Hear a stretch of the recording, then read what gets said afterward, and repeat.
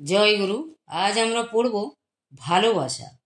লিখছেন শ্রী মনোরঞ্জন চৌধুরী। জয় গুরু। আমার শিষ্য ভক্তদের মাঝে সাধন ভজন করে কেউ কিছু পায়নি, যা পেয়েছে বা পাচ্ছে আমাকে ভালোবেসে, সুতরাং ভালোবাসাই আসল। একথা শ্রী শ্রী ঠাকুর বলেছেন। ভালোবাসা কি? ভালোবাসা প্রফুল্ল মনের আরতি, হৃদয়ের ব্যাকুলতা প্রকাশের ভাষা।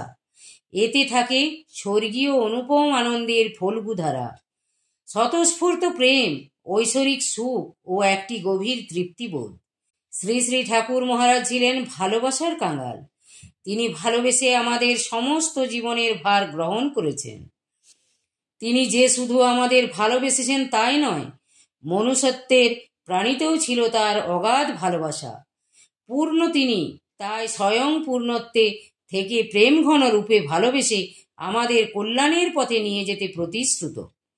নির্বিকল্প সমাধিতে আত্মসম্প্রসারণের ফলে তিনি সৃষ্টির প্রতি আধারের সাথে যেন সংযুক্ত হয়েছিলেন। ভালোবেসে যে সুখ অনুভব করে থাকেন, যেন ভালোবাসা পেয়ে তা থেকে বেশি সুখ অনুভব করেন। নিঃস্বার্থ গুরুভক্তির প্রকৃষ্ট প্রমাণ মিলে মহাভারতে। অর্জুনের গুরুনিষ্ঠায় এবং গুরুর প্রতি গভীর ভালোবাসায়। অর্জুন গুরু সেবা করতেন বিদ্যালাভের আকাঙ্ক্ষায় নয়, কর্তব্যের তাগিদেও নয়। গুরুকে তিনি প্রকৃতই মন প্রাণ দিয়ে ভালোবাসতেন। তার অন্তরের স্বাভাবিক নিঃস্বার্থ ভক্তি ও প্রেম বশে তিনি গুরু সেবা করতেন। আর গুরুও কতবার কত ব্যাপারের মধ্য দিয়ে অর্জুনের ভক্তি ও ভালোবাসার আন্তরিক পরীক্ষা দিয়েছেন। অর্জুন একান্তই গুরুগত প্রাণ ছিলেন। ফলে সব্যসাচী অর্জুন গুরুর স্নেহাশীর্বাদে তার সর্বোত্তম বিদ্যায় অধিকারী হয়েছিলেন। সেই রূপ শ্রী শ্রী ঠাকুরের অনেক শিষ্য ভক্ত ছিলেন এবং আছেন, যারা সব আশায় জলাঞ্জলি দিয়ে শুধু ঠাকুরকে মন প্রাণ দিয়ে ভালোবাসতেন এবং ভালোবাসেন। তাই ঠাকুর বলেছেন, তোরা সকল ছেড়ে সকলের আশায় জলাঞ্জলি দিয়ে একমাত্র আমার শরণাপন্ন হ। আমার পানে তোদের হৃদয় মন উন্মুখ করে রাখ। আমায় একটু ভালোবাসতে অভ্যাস কর। আমি তোদের সকল অভাব মিটাবো, সকল আশা পূর্ণ করব। তোরা সব পাবি, কিছুরই অভাব থাকবে না তোদের। শ্রী শ্রী ঠাকুর যে ভালোবাসার কাঙাল ছিলেন, তা তিনি সমগ্র জীবন দিয়ে বুঝিয়ে দিয়েছেন। ভালোবাসা দিয়েই তার জীবনের শুভারম্ভ। স্ত্রী সুধাংশুবালাকে মন প্রাণ দিয়ে ভালোবাসতেন। স্ত্রী বিয়োগের পরেও তার সুগভীর বিশ্বাস জন্মে মৃত্যুতে সব শেষ হয় না। যদি তাই হতো, তবে কেন তিনি তার ভালোবাসার মূর্ত প্রতীক মৃতা স্ত্রীকে বিভিন্ন রূপে বিভিন্ন সময়ে প্রত্যক্ষ করেন? আমি ভালোবাসি যারে, সে কি কভু আমা হতে দূরে যেতে পারে? দূরে যেতে যে পারে না, তা তিনি জীবন সাধনা দিয়ে জগৎকে দেখিয়েছেন। এজন্য চারটে কঠিন এবং কঠোর সাধনায় অবতীর্ণ হলেন, জীবন বাজি রেখে, এবং তাতে জয়ীও হলেন। মন্ত্রের সাধন কিংবা শরীর পতন সবই তার অদম্য ভালোবাসার শক্তিতে। দীক্ষাদানের পর তার পদযুগলে প্রণত কত শিষ্যকে আশীর্বাদ করতে গিয়ে বলেছেন, আজ হতে তোর সব ভার আমি নিলাম। তোর কোনো ভয় নেই, শুধু বিশ্বাস রাখিস আমার ওপর, আর একটু ভালোবাসিস আমাকে। লক্ষণীয় তার সর্বশেষ সাধনা প্রেমের, যা ভালোবাসার সাধনা। নির্বিকল্প সমাধিতে সিদ্ধিলাভের পরও তাকে নতুন করে ভালোবাসার সাধনা করতে হলো, যা ছিল তার মজ্জাগত। কিছুকালের জন্য তা ছিল লুপ্ত, শেষাবধি তাই হলো জাগ্রত, প্রকাশিত। প্রেম সাধনার পর সব কিছুকে তিনি ভালোবাসার আলোতে দেখতেন। শিষ্য ভক্তিরা ছিল তার প্রাণের প্রাণ। বলতেন, তোরা আমার হৃদয় নিকুঞ্জের দোহেলা, তোদের প্রভাতী টানেই না আমি প্রাণ ঢালিয়ে দিয়েছি। শিষ্য ভক্তদের প্রাণাধিক ভালোবাসতেন বলেই জগজ্জননী মহামায়া একদিন তাকে অভিমান ভরে ছেড়ে চলে গিয়েছেন। বলেছেন, তুমি যখন তাদের আমার চেয়েও বেশি ভালোবাসো, তবে থাকো তাদের নিয়ে, আমি চললাম। প্রিয়জন বলে শিষ্য ভক্তদের অকপটে বলতে পেরেছেন, কেবল তোদের একটু হাসি মুখ দেখতে চাই। তোরা মুখ ভার করে থাকলে আমার বুক ফেটে যায়। প্রত্যেকেই যদি বাজে জিনিস দিয়ে তোদের হৃদয় পুরে রাখিস, তবে আমি বসবো কোথায়? আমার জন্য একটু জায়গা রাখিস। প্রতিদানে অনেক গুরুগত প্রাণ শিষ্য ভক্তের মধ্যেও এমন নিঃস্বার্থ ভালোবাসার সন্ধান মিলেছিল। প্রাণপ্রিয় শিষ্য ফণীভূষণ মিত্র বলতেন, ঠাকুর কত বড় জ্ঞানী, কি যোগী না সাধু, আমি এসব বুঝি না, আমি ভালোবাসি মানুষটাকে। এমন প্রেমের মানুষ আমি আর কখনো দেখিনি। সে আমায় যা ভালোবাসত, স্ত্রী পুত্র পরিবার কারো কাছে আমি তা পাইনি। কি পাষণ্ড আমি, যে লোকটাকে প্রাণ ঢেলে ভালোবাসতে পারলাম না।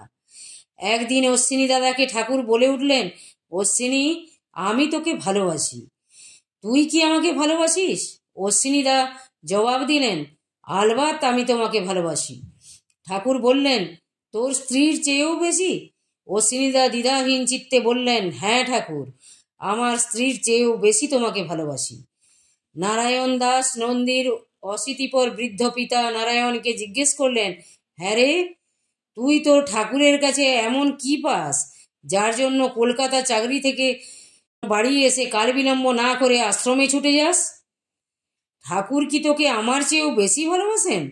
নারায়ণদা নতমস্তকে ধীরে ধীরে উত্তর দিলেন, বাবা, আপনার কাছ থেকে যে ভালোবাসা পাই তা অপরিসীম, কিন্তু ঠাকুরের ভালোবাসা সুগভীর এবং অনুপম।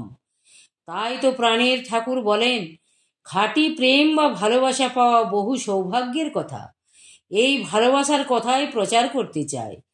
জলপাইগুড়ি আশ্রমে 1342 সনের 8ই বৈশাখ শ্রী শ্রী ঠাকুর মহারাজ বলেছেন, আমার শিষ্য ভক্তদের মধ্যে 2-1 জন আছে যারা আমাকে খাঁটি মানুষ রূপেই ভালোবাসেন। তারা আমাকে গুরু, ভগবান, জীবমুক্ত মহাপুরুষ রূপে ভাবে না, ভাবে খাঁটি মানুষ রূপে। শ্রী শ্রী ঠাকুর জ্ঞানী গুরু সচ্চিদানন্দ প্রসঙ্গ উত্থাপন করে গুরুভক্তির এক অনন্য উদাহরণ তুলে ধরে বললেন, তোমাদের গুরুভক্তির মতো আমার গুরুভক্তির কিন্তু এত বাড়াবাড়ি ছিল না। গুরুভক্তি কাকে বলে জানতামই না, তবে ঠাকুরের প্রতি একটা স্বাভাবিক ভালোবাসা এবং আকর্ষণ ছিল। তার মুখের ওপর যেমন জবাব দিতাম, তেমনি আবার ভয়ও করতাম, শ্রদ্ধাও করতাম। সামনাসামনি প্রবল ভক্তির ভাব না দেখালেও আড়াল থেকে লুকিয়ে লুকিয়ে তাকে দেখতাম, যেমন নাকি নবপরিণীতা বধূ অলক্ষ্যে তার স্বামীর পানে অপলক দৃষ্টিতে তাকিয়ে থাকে। ঠাকুর স্নান করে চলে যাচ্ছেন, কাপড়ের জল বা পায়ের জল মাটিতে পড়েছে, আমি লুকিয়ে লুকিয়ে অন্যের অগোচরে তাই তুলে নিয়ে খেয়েছি। এ হলো গুরু শিষ্যের সম্বন্ধ। ঠাকুর প্রেমানন্দ সরস্বতী লিখেছেন, ভাবের ঘরে চুরি না করিয়া যদি ভালোবাসার মতো ভালোবাসা যায়, তাহা হইলে সে আমার না হইয়া কোথায় যাইবে? ভালোবাসাতে বৃক্ষের মধ্যে প্রাণ সঞ্চার হইয়া থাকে। আমি স্বচক্ষে দেখেছি। একটি সাধু ক্লান্ত হয়ে বৃক্ষের নিচে বসেছিলেন, তাহার মস্তক পরি একখানা শাখা দুলিয়া দুলিয়া বাতাস করিতে লাগিল। আমি বিশেষ রূপে লক্ষ্য করিয়া দেখিলাম, তখন বাতাস নাই, কোথাও একটি বৃক্ষের পাতা পর্যন্ত নড়ে না। ভালোবাসা কি জিনিস তা বলবার নয়। যে ভালোবাসা পেয়েছে সেও ধন্য, যে ভালোবাসিয়াছে সেও ধন্য। ভালোবাসা পাওয়াতে সুখ নাই, ভালোবাসিতে পারিলেই সুখ। জগতের প্রতিটি জীব ও বস্তু ছিল ঠাকুর মহারাজের ভালোবাসার পাত্র। শিষ্য ভক্তদিগকে তিনি ভালোবাসিয়া আপন করিয়া লইয়াছিলেন। তাহাদের নিকট হইতেও ভালোবাসা আকাঙ্ক্ষা করিয়াছিলেন। তিনি আকুল কণ্ঠে বলিয়াছিলেন, আমি তোদের ভয়ের ঠাকুর নই, ভালোবাসার ঠাকুর। এ কথা যেন মনে থাকে। আমরা একাধারে তার মধ্যে পিতা, মাতা, বন্ধু, ভ্রাতা এবং প্রিয়তমের সন্ধান পাইয়াছি। তার নিকট হইতে অলৌকিক ভালোবাসা পাইয়া ধন্য হইয়াছি। অন্য অলৌকিক শক্তি অপেক্ষা তার প্রাণ ঢালা আকুল করা ভালোবাসায় আমাদিগকে তার শ্রীচরণে চির সংযুক্ত করিয়া রাখিয়াছে। মূলত সদ্গুরুর ন্যায় ব্যথার ব্যথী, দরদি, মরমী কে আছেন? আমরা তাহাকে চাই না, অথচ তিনি আমাদের চান। তিনি বলেন, আমার দেহটা রুগ্ন হইয়া পড়িলেও তোদের হাতে ধরে জোর করে নিত্যানন্দ ধামে টেনে নিয়ে যাওয়ার শক্তি যথেষ্টই আছে। নিশ্চিন্তে যতটুকু পারো সংসার ভোগ করিয়া লও, তবে নির্ভরতাটুকু থাকে যেন। তার কৃপা পাওয়ার জন্য ভক্ত শিষ্যের প্রয়োজন প্রাণের ঐকান্তিক ব্যাকুলতা, নির্ভরতা, অটল বিশ্বাস আর গভীর ভালোবাসা। জয় গুরু, জয় গুরু। আজ এই পর্যন্তই। যদি আপনাদের ভালো লেগে থাকে তাহলে চ্যানেলটিকে সাবস্ক্রাইব করে সাথে থাকুন। জয় গুরু, জয় গুরু।